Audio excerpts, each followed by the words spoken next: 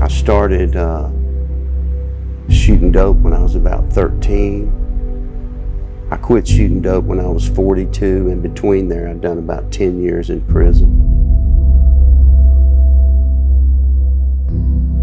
25 years ago when I was in the county jail, that's where I first felt God's call on my life to preach. What I didn't realize was that I had a long process I had to go through that involved a whole bunch of dealing with addiction and alcoholism, but also just a lifetime of bad character traits that I had to overcome. One of the mistakes I made when I got out of prison is I didn't really understand the great need I had to deal with my addiction and alcoholism. I had spent so many years in prison, the desire to get high and drink had pretty much left me. But what I figured out is that thing will wake back up. And that's what happened about 9 months after I got out. I kind of had one foot in the church and one foot back in my old neighborhood, and eventually it got me.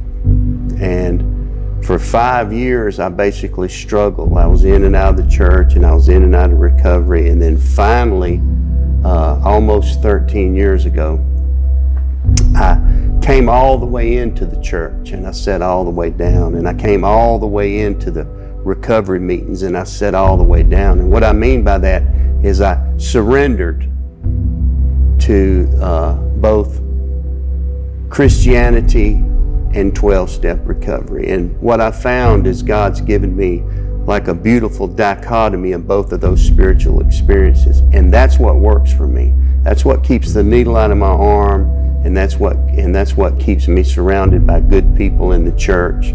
And both together have given me a successful life. So I think one of the most life-changing lessons I learned after I got out of prison was simply how to do the right thing when nobody was looking. I spent my whole life thinking I was getting over if I could slip off and take a drink, or slip off and do some drugs, or slip off and commit some other kind of messed up thing. But what I realized at the end of the day was who I was hurting with all of that was myself.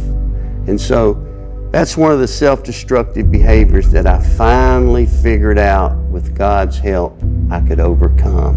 When I find those temptations, or I see myself moving in that direction, I can pause and call on God.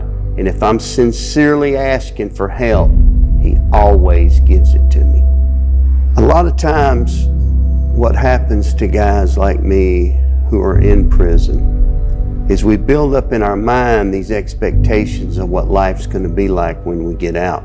And what we find is there's no big parade in the old neighborhood, and there's no people outside of like our close family really all that concerned with the fact that we're finally out of prison. So that's a letdown in some respects, and that kind of disappointment a lot of times spirals downward until we take the path of least resistance, which is going back to our old ways. So one of the things I stress with guys that are getting out is be patient and don't give up.